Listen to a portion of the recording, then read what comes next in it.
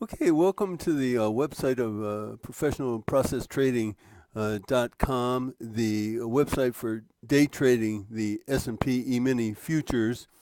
It runs on TradeStation, and we're going to be making a video today of one of the indicators that make up the system. If you want to review all of the indicators that make up the system, you can just come over here to the homepage of the website. In there, under indicators, here's where all the videos are. So it runs on TradeStation. So let's go over to TradeStation now and look at the indicators that we covered and that we're going to cover today.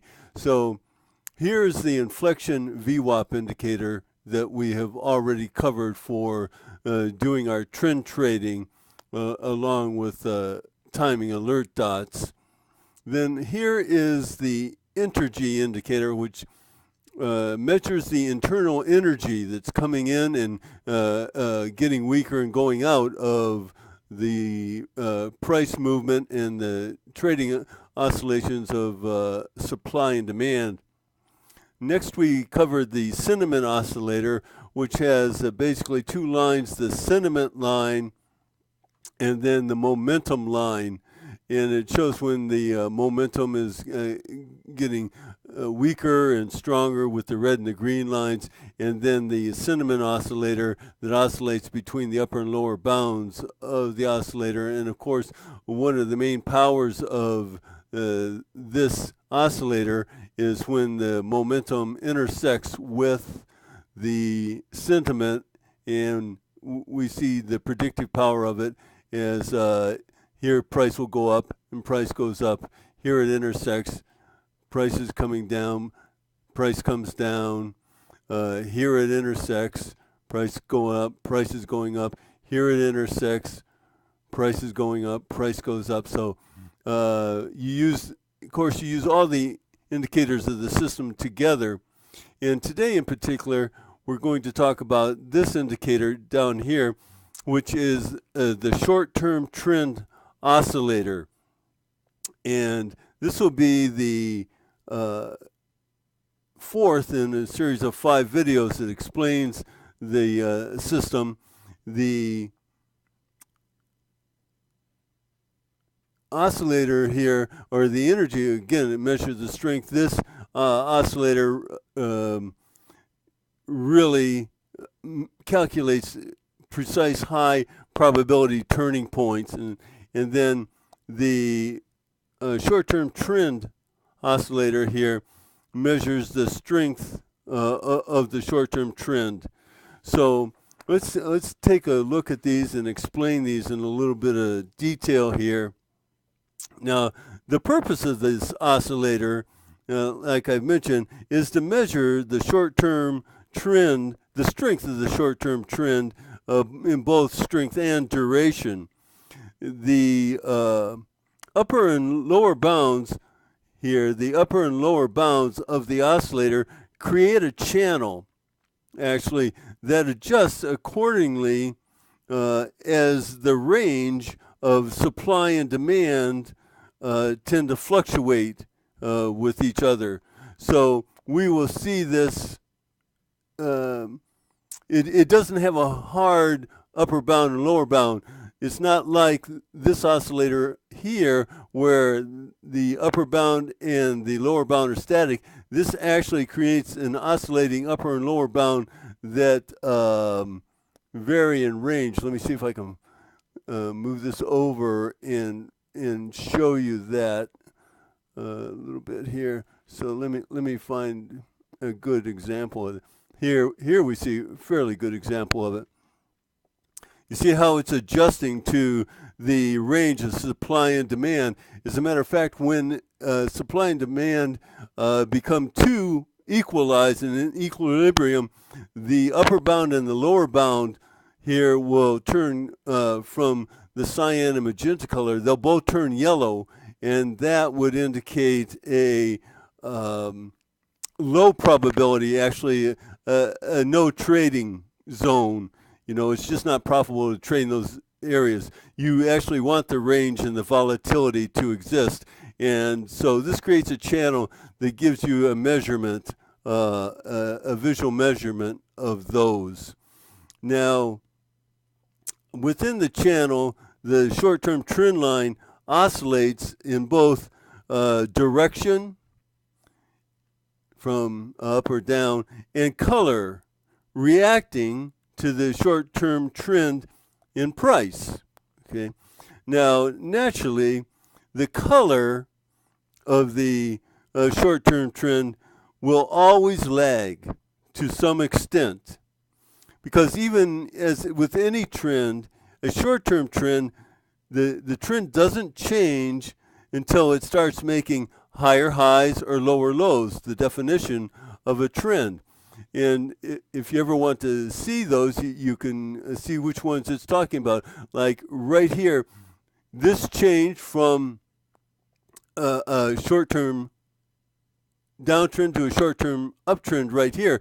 So if we look at this and we go back and we can see it was talking about this short-term downtrend right here. When it changes from to red, we now see that the short-term trend is down, and that was talking, if we go up here and look, what uptrend ended? Well, it was this short-term trend right here.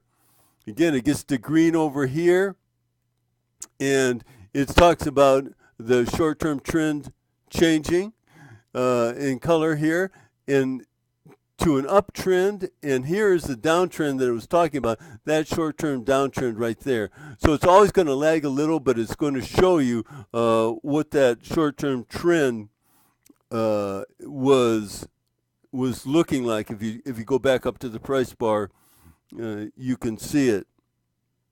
Now, the next thing in reading the short-term trend oscillator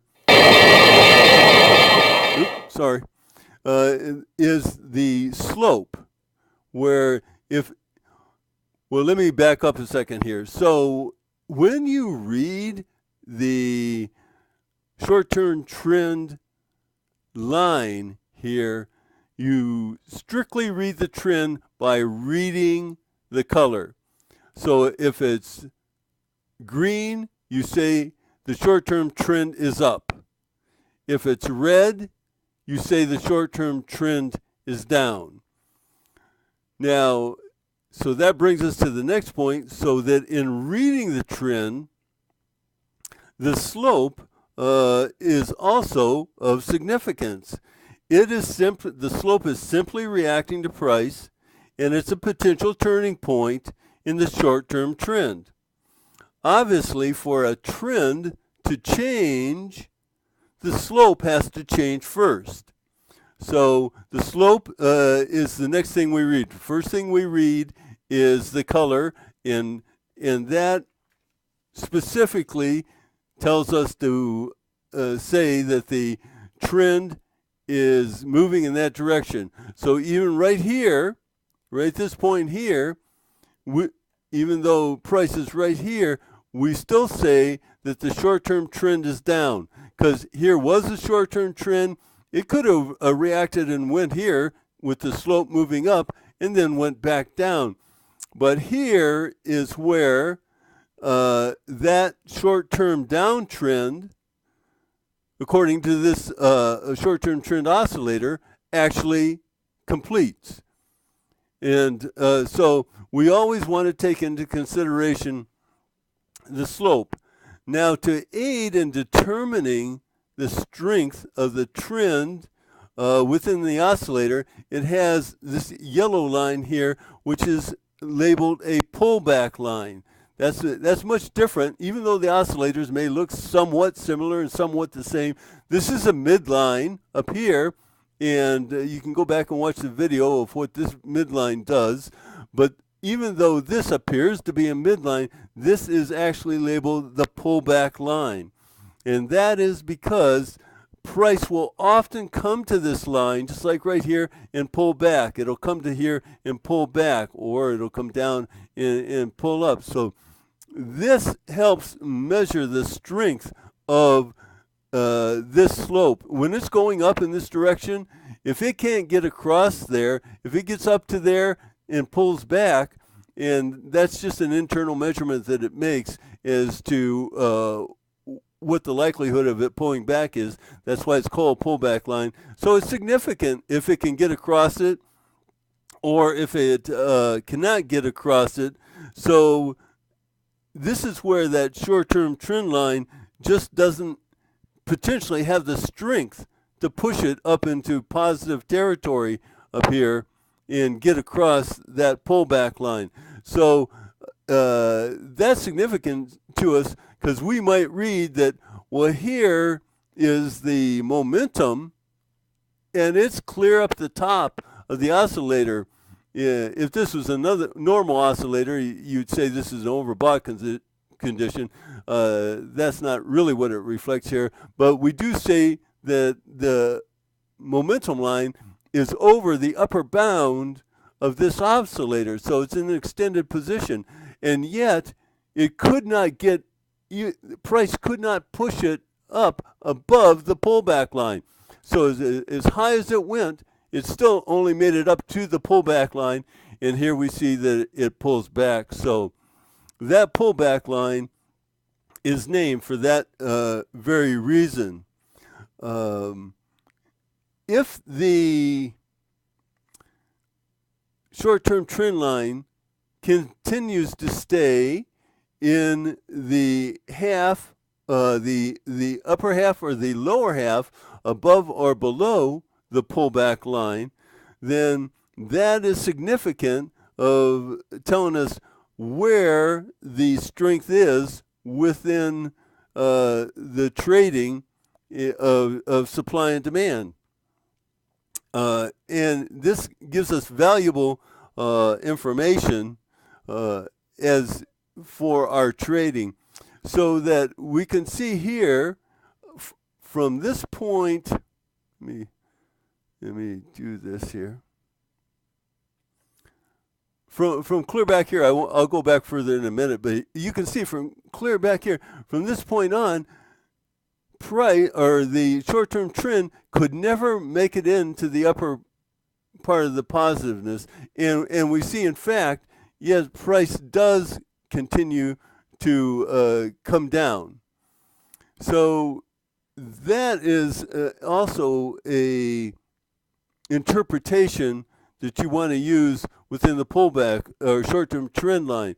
So it's very significant what the color is, what the slope is, and what the position of the line is within the indicator, whether it's in the upper half, lower half, or upper half, whether it's above the upper bound or below the lower bound, or it's hugging. And we can see a condition here where you see it's creating a different channel, where the upper part of the channel is static and it's going along, but now the lower part of the channel says, oh, there's more range to the downside. So it gives us even a further indication that price is taking down. Now, lastly, in this indicator, there is a series of blue dots. You can see these blue dots, and they could appear anywhere within this oscillator. And these are the numerical value of these dots.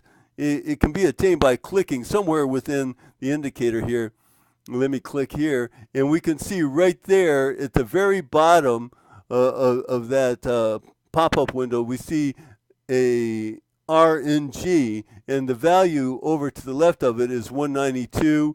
And if we move along, for each bar has a dot associated with it. Here, here it's 214. Well, that is an abridged value of the range of any one bar associated at that time. It's not the true value, it's a calculated value of the abridged range for that bar of any one time. And the potential here is that for the trade management that you're in, excuse me, you want to know what type of environment you are. So if the range because you want to know, am I going to try and take 1 tick, 2 ticks, or more ticks? Well, if the range to it is only 1 or more points, like 1.5 or something per bar, you might determine, well, it's a higher probability if I just take 1 point or something. Now, the system will help you determine when the trend is happening. We go into that in a separate video, so you will know when it's appropriate and high probability to stay with the trend to get more points. But this range indicator here, these dots, help you tell essentially what the environment kind of is that you're working within. So now let's just take one quick look at a read of the short-term trend oscillator as it works with the other signals here. So obviously, let me pick one out here. If you can get the sentiment oscillator to read in color, like the momentum is down, the sentiment is crossing the upper bound, and it's sloping down. So slope means a lot to all of these lines: the sentiment line, the momentum line, and the short-term trend line. And when you can get a situation like right here, where you would actually say to yourself, okay, the momentum is heading down, the sentiment is weakening and heading down, the short-term trend is down, the energy, the internal energy to price is heading down. The long-term, and we can tell that by the inflection VWAP here, the long-term trend is down, the bars are red, so that's a high probability trade there. So you use a specific trade management system that we suggest to sell into weakness, and that's what the trade management we suggest, is that you buy into strength and sell into weakness, and you'd be selling into weakness here, and that's a high probability trade right there. So that's it for the short-term trend oscillator, and of course you want to use that as well as all the other indicators in the system together, and you'll be able to pinpoint very precise trades, and also again where they might extend. The system itself has two types of trades: aggressive trades and conservative trade. The particular trade that we looked at right here, that's considered a more conservative trade. This over here, we can see that the energy of price movement began to weaken right here when the bar turned gray. It also hit the inflection VWAP, which is a support and resistance line. It couldn't break through resistance. The momentum is cutting down through the sentiment line. That's a significant indicator, and it's also cutting down through the top. The momentum, the up momentum, which was green, started to get overextended because it turned white, so it's coming down here, and the slope then of the short-term trend line is coming down from above the top boundary of the oscillator and heading down. So this is an aggressive trade, what we call an aggressive trade, and you can see this will pick up if you let it ride, depending on what your trade management is, and you probably should go with how we suggest, and you would pick up this trade here, whereas conservatively you're going to pick up the trade from here. So that's it on the short-term trade management, and we'll be putting out other videos as well. So hope all your trading goes well, and we'll see you on the next video.